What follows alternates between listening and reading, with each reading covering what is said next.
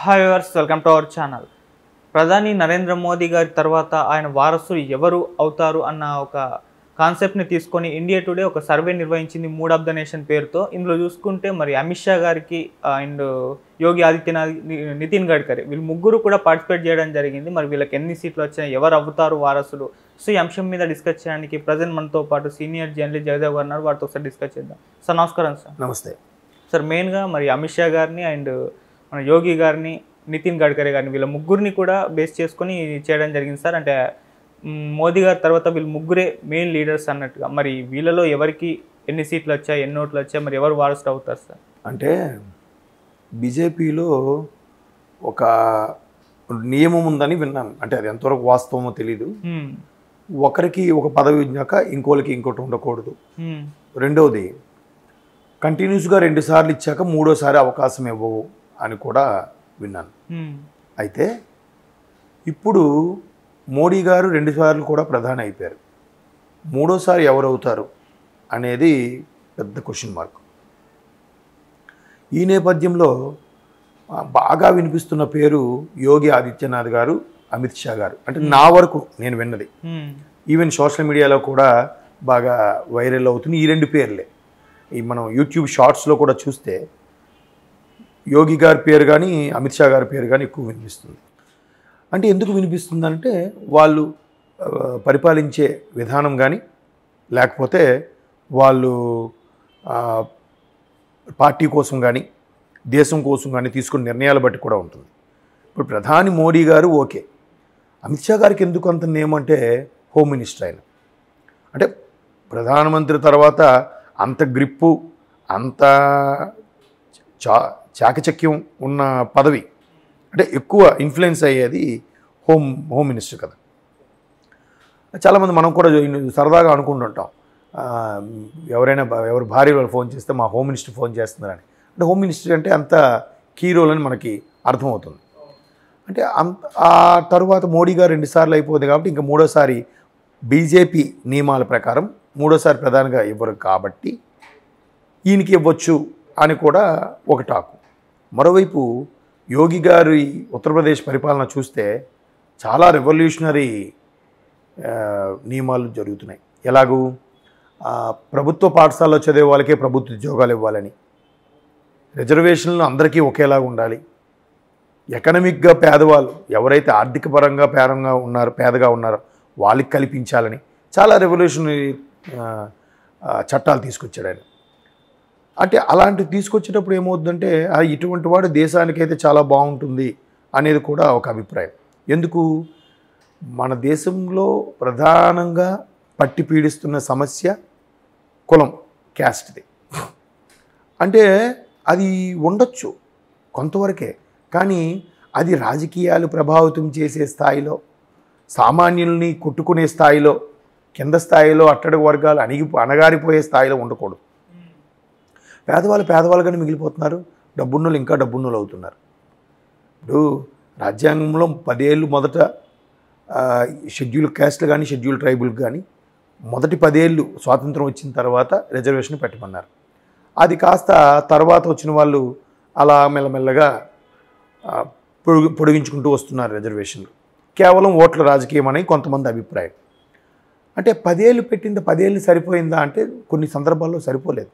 ఇప్పటికీ కొన్ని ప్రాంతాలలో ఆ రిజర్వేషన్ సమస్యలు ఎదుర్కొంటూనే ఉన్నారు.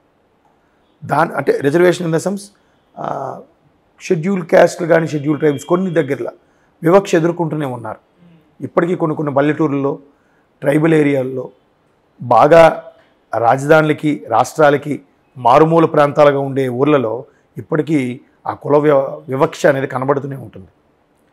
సో ఇన్నేళ్ళైనా 75 ఏళ్ళు అయిపోయిన స్వాతంత్రం వచ్చినా ఇంకా కొంచెం అట్లాంటివి ఉండడం నేపథ్యంలో అవి ఉండడం కరెక్టే అని కొంతమందికి అభిప్రాయం. బట్ దాన్ని పటిష్టంగా అమలు చేయాలి, అన్నీ నిర్వర్తించాలంటే దానికి కారకులు ఎవరు? మళ్ళీ మనమే, ప్రజలే.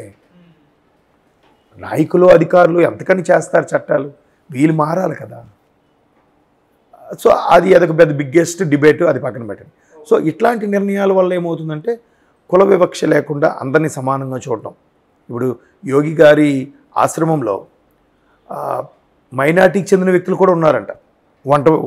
వంటశాలలో మైనారిటీ చెందిన వాళ్ళు ఉన్నారు. అంటే ఆశ్రమంలో వచ్చే వంట చేసి పెట్టేవాళ్ళు, ఆశ్రమం మెయింటైన్ చేసే వాళ్ళు కూడా మైనారిటీకి చెందిన వ్యక్తులు ఉన్నారు. ఆయన ఖచ్చితంగా ఒక సనాతన ధర్మానికే ప్రాధాన్యత ఇస్తే వాళ్ళు ఎందుకు పెట్టుకుంటాడు? ఆయన అక్కడ సమతుల్యం చేయడం అనేది ఒక రూల్. మన దగ్గర మైనారిటీలకు ఉన్న ఆప్షన్స్, మైనారిటీలకు ఉన్న రిజర్వేషన్లు మనకు కూడా లేవుగా. స్వతంత్ర భారతదేశంలో గట్టిగా మాట్లాడితే మైనారిటీలే, మనమే హిందువులే మైనారిటీలాగా ఉన్నట్టుగా ఉంది పరిస్థితి కొన్ని సందర్భాలు. అలాగేమీ లేకుండా సమతుల్యం చేయాలని ఆయన చేస్తున్నాడు. సో ఆయనకి కొంత ఇమేజ్ వచ్చింది ఆ పరంగా, అమిత్ షా గారికి ఈ పరంగా. ఇక మూడో వ్యక్తి నితిన్ గడ్కరీ అంటున్నారు. నితిన్ గడ్కరీ గారికి ఉంటే ఉండొచ్చు, కానీ వీళ్ళిద్దరితో పోటీ పడేంత ఇమేజ్ లేదని నా అభిప్రాయం. అంటే బీజేపీ దేశ అధ్యక్షుడు కాబట్టి, దేశానికి అధ్యక్షుడిగా చేశారంటే చిన్న చితకా వ్యక్తిని చేయరుగా, మంచి పవర్ఫుల్ ఉన్న వాళ్ళనే చేస్తారు, అంతే కదా. అంటే ఆ కార్యకర్తగా స్టార్ట్ అయిన వ్యక్తి ఈరోజు దేశానికి అధ్యక్షుడు అయ్యాడంటే ఆయనలో ఎన్నో క్వాలిటీస్ లేకపోతే ఆ స్థాయిని తీసుకెళ్ళరు. సో మేబీ మనకు తెలియని యాంగిల్ ఇంకేదో ఉందేమో, అందుకు ఆయన పేరు కూడా ప్రస్తావన రావచ్చు. చూద్దాం మరి. అంటే ఆ బీజేపీ అనూహ్యంగా రకరకాల నిర్ణయాలు తీసుకుంటుంటుంది. ఇప్పుడు మొన్న రాజస్థాన్ విషయంలో తీసుకోండి, అలాగే ఛత్తీస్గఢ్ విషయంలోకి తీసుకోండి. బీజేపీకి మొదటి నుంచి కష్టపడి ఉన్న సీనియర్లు కాకుండా కొత్తగా వచ్చిన యంగ్ జనరేషన్ వాళ్ళని ముఖ్యమంత్రులుగా చేశారు 3 రాష్ట్రాల్లో కూడా, మీరు అబ్జర్వ్ చేస్తే. సో ఇక్కడ కూడా ఈ పేర్లను తెప్పించి యంగ్ జనరేషన్ ఉన్న వాడినే ప్రధాని చేస్తారేమో అనే డౌట్ అయితే నాకుంది. ఎందుకంటే యంగ్ జనరేషన్ ఉండే భావజాలము, యంగ్ జనరేషన్స్ తీసుకునే డెసిషన్స్, వాళ్ళ ఆలోచన విధానం ఇప్పటి పరిస్థితులకు అనుగుణంగా ఉంటుందని ఒక భావం. సో అంతే కదా, ఏ కంపెనీ సంస్థలో కూడా యంగ్ జనరేషన్తో పాత వాళ్ళు మింగిల్ చేసి పనిచేయాలని చెప్తూ ఉంటారు. వీళ్ళు డెసిషన్స్ ఇవి కొంచెం ఉడుకు రక్తంగా ఉంటాయని. సో మొన్న రాష్ట్ర ముఖ్యమంత్రుల నేపథ్యంలో ఎలాగైతే కొత్త వాళ్ళకి అవకాశం ఇచ్చారో, ఈసారి అనూహ్యంగా ఈ ముగ్గురిలో ఏ ఒక్కరికి ఇవ్వకుండా, ఇప్పుడు రాజ్నాథ్ సింగ్ కూడా ఉన్నారు ఆ రేసులో, అటు వింటుంటాం పేరుని. యోగి ఆదిత్యనాథ్ కానీ, అమిత్ షా కానీ, రాజ్నాథ్ సింగ్ కానీ రక్షణ మంత్రి కాబట్టి అది కూడా కీలకమైన పోస్టే. గడ్కరీ కానీ ఇట్లాంటి కొన్ని కీలకమైన పోస్టులతో పాటు అనూహ్యంగా కొత్తగా ఎవరైతే బాగా పనిచేస్తున్నారో అటువంటి వాళ్ళకి కూడా అవకాశం ఇచ్చే ఛాన్సెస్ ఉండొచ్చు. రాష్ట్రపతిగా ద్రౌపది ముర్ము గారికి ఇచ్చారు, ఆవిడ పేరు అంతవరకు నేనైతే వినలేదు. సడన్గా అరే ఆవిడ పార్టీ కోసం సేవలను గుర్తించో మరి ఏ విధంగానో ఆవిడని ఒక్కసారిగా రాష్ట్రపతి స్థానంలో వెళ్ళి కూర్చోబెట్టారు. ప్రతిదీ గమనిస్తూనే ఉంటారు. సో అలాగ కొత్త వాళ్ళకి ఈ ముగ్గురిని కాకుండా కొత్త వాళ్ళకి ఇస్తారేమో అని కూడా నాకు ఎక్కడో 6th సెన్స్లో కొడుతుంది. లేదు అసలైన వ్యక్తి సీనియరే ఉండాలి, మిగతా వాటిలో క్యాబినెట్లో కొత్త వాళ్ళని తీసుకోవచ్చేమో అని కూడా ఒక ఆలోచన అయ్యిండొచ్చు. చూద్దాం.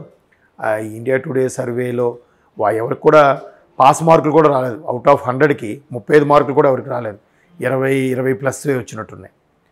కాబట్టి ఇంకా ప్రజల దృష్టి ఎలా ఉందో అనేది తెలియదు, పార్టీ అభిప్రాయం ఎలా ఉందో తెలియదు. పార్టీ కూడా కొంత వాళ్ళకి అభిప్రాయం ఉంటుంది, వాళ్ళకి కొంత సర్వే ఉంటుంది. ఆ సర్వే ప్రకారం ఎవరికి అనూహ్యంగా ఇవ్వదలుచుకుంటూ వాళ్ళకి ఇస్తారేమో. ప్రజెంట్ అయితే ఇప్పుడైతే నరేంద్ర మోదీ గారే ప్రైమ్ మినిస్టర్ కంటిన్యూ అయ్యే అవకాశం ఉంది, అంటే పోటీ చేసే ఛాన్స్ ఉంది సార్. అదే చెప్పలేం. ఇప్పుడు ఆల్రెడీ 2 పర్యాయాలు ప్రధాని అయిపోయారు కాబట్టి బీజేపీలో వరుసగా 2 సార్లు ఇస్తే 3వసారి అవకాశం లేదు అన్నట్టు కూడా విన్నాను నేను. అందుకు మొదట్లో అదే చెప్పాను. అలాగైతే 3వసారి కూడా ఆ నియమం పక్కన పెట్టి చేస్తే మళ్ళీ మోడీ గారికే ఏకగ్రీవం, డౌటే లేదు. ఎందుకు సర్జికల్ స్ట్రైక్స్ కానీ, ఆర్టికల్ 370 కాశ్మీర్ ఇష్యూ కానీ, డిమానిటైజేషన్ కానీ, తర్వాత మేజర్ది జై శ్రీరామ్, అయోధ్య రామ మందిరం, ఇవన్నీ కూడా క్రెడిట్స్ ఉన్నాయి కాబట్టి, అఫ్కోర్స్ డిమెరిట్స్ కూడా చాలా ఉన్నాయి కాబట్టి మోడీ గారికి లేదు ఆ నియమం పక్కన పెట్టి మోడీ గారికి 3వసారి ఇస్తే ఇవ్వచ్చు. బట్ బీజేపీలో ఆ నియమం ఉంది కాబట్టి మోడీ గారికి ఇవ్వకుండా వీళ్ళు ఇవ్వనా, లేదా యంగ్ జనరేషన్కి ఎవరికైనా ఇచ్చే ఛాన్స్ అయితే ఉన్నాయి. బీజేపీ అనూహ్యమైన నిర్ణయాలు తీసుకుంటుంటుంది. చెప్పాను కదా, ఏవైనా కూడా బయటికి రాకుండా వాళ్ళలోనే ఉంచుకొని ఓపెన్ అవ్వకుండా చాలా చాకచక్యమైన నిర్ణయాలు తీసుకుంటుంటుంది బీజేపీ. సో ఆ విధంగా బాగా జాగ్రత్తగా వెళ్తారు కాబట్టి అయితే అమిత్ షా కానీ యోగి కానీ అవ్వచ్చు, లేదా ఇప్పటివరకు వినబడిన పేరుని ఒక యంగ్ జనరేషన్ కూడా తీసుకురావచ్చు. అలా కూడా లేదంటే బీజేపీ పాలిత ప్రాంతాలు ఏవైతే రాష్ట్రాలు ఉన్నాయో వరుసగా ముఖ్యమంత్రులు 2-3 సార్లు అయిన వాళ్ళని కూడా తీసుకురావచ్చు. మోడీ గారు అలాగే కదా అయ్యారు.